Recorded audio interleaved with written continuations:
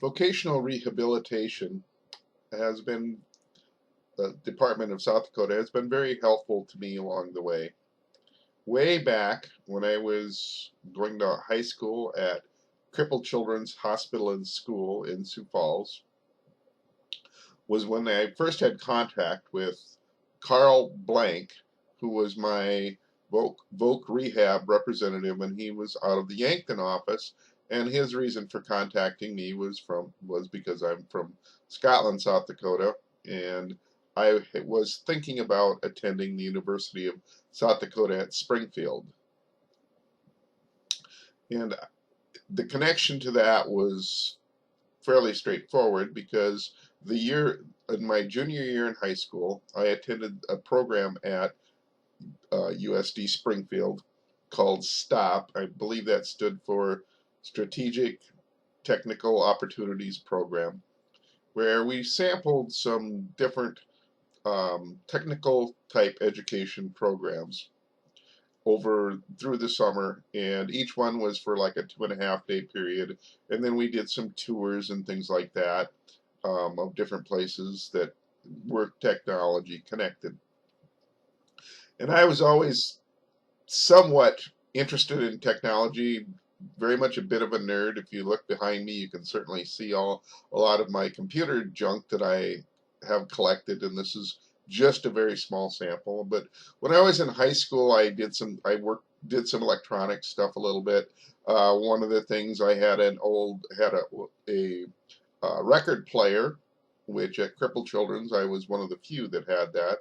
Well, it got worked pretty hard, and the amplifier burned out in it. It was a transistor type amp. I took an old radio that someone had donated and tapped into the amplifier on it and connected that to my record player and hooked it to speakers and was blaring music throughout the building on a regular basis. So it was kind of natural for me to go to the University of South Dakota at Springfield. And Carl was really helpful in getting me set up and being able to start go to school there and stuff. I'll be very honest. Um, I kind of squandered that opportunity. You know, I was, because of the way Crippled Children's was, I had skipped 6th grade in school, and when I graduated, I was only 17. And when I started school at Springfield, it was very different. I was fairly immature, I'll admit that. And also, I'll say that at that time in South Dakota, the drinking age was 18, and carding and stuff was kind of not pushed real hard. And down at Springfield, there was something called the TAP Club, where if you were going to college and had a college ID, they just assumed that you were 18. Well, honestly, the first couple years of college, if I had found the classroom as often as I found the bar, I probably would have done very well. I didn't, and I didn't do very well. I did okay in my electronics courses, but not wonderful. And my other classes, a lot of them, I just almost completely blew off, which is too bad, but that's what it is. After I left college by mutual agreement, um, I did some things. I tried to get some jobs and stuff, and there wasn't too much in electronics available. And if there was, I just really didn't find anybody that was interested in me. And I applied at a couple places, but never got anywhere.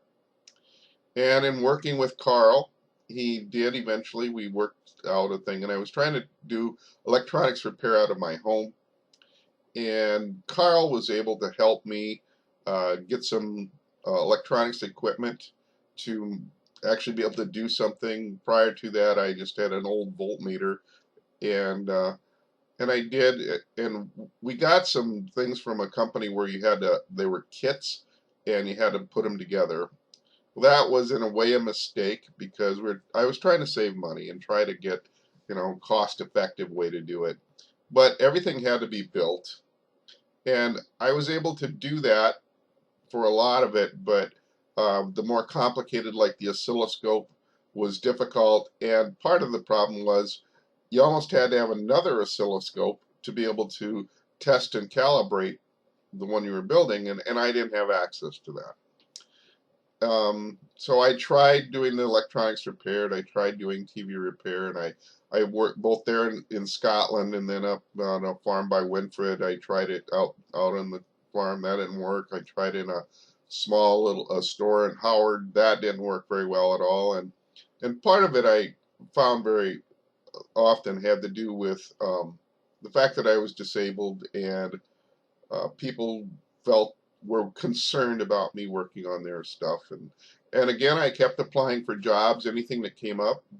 uh, Many I was well qualified for, uh, and certainly as qualified as the next person, but I didn't get the job, and I did find out more than once that it had to do with the fact that I was disabled. I decided that education was far more valuable to me than to the possibly the average person. And so I had moved back to Scotland and was helping my mom, and she let me work in her store, which was a dry cleaner's. I actually learned quite a bit about the dry cleaning trade. And the University of South Dakota Springfield was offering some night courses. And one of those was in FCC rules and regulations. And I thought, well, that would maybe be something I would be interested in. You know, you could use that to work at a radio station or a television station, and maybe as a disc jockey or something like that. But also to work on the transmitters and stuff. And CB radios were really kind of becoming very popular at the time, and an FCC license was required to be able to work on them. So I thought, well, I could try that. And so I went down took the night course. It was once a week, and they had this Q&A manual. It was about, maybe inch and a half, 2 inches thick, and I literally memorized the thing.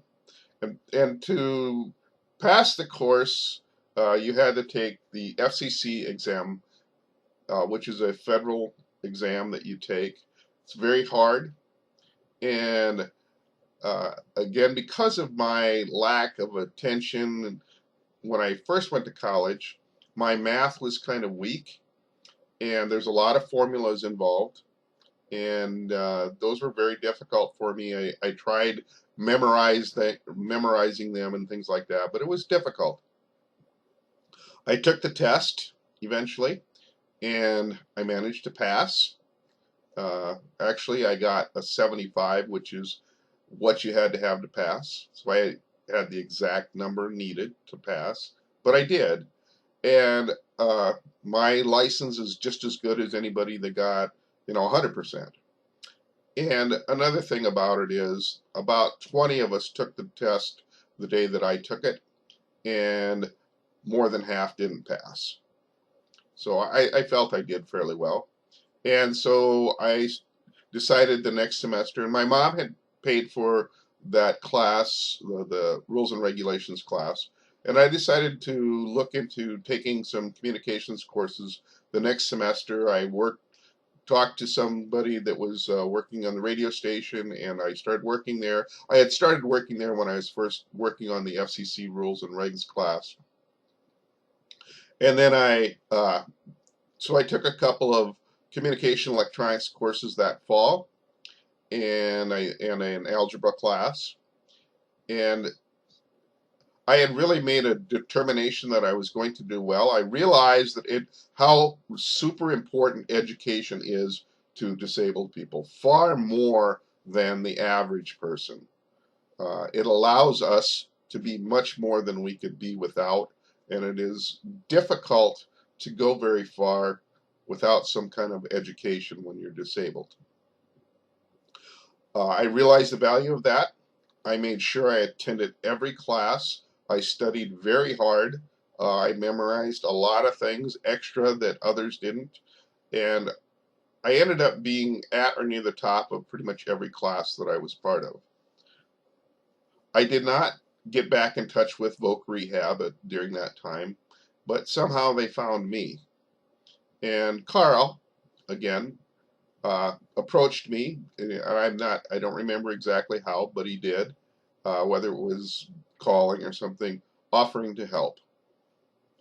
And I sat down and talked with him, and we worked it out, and they helped me out and made it so that I could take, a full class load, and they paid for the credits, and I paid for, my mom helped, and I was still living in Scotland and working, driving every day, and working for my mom, and so she helped with other things, but Voc Rehab did pay for the classes, the to get into the classes and stuff.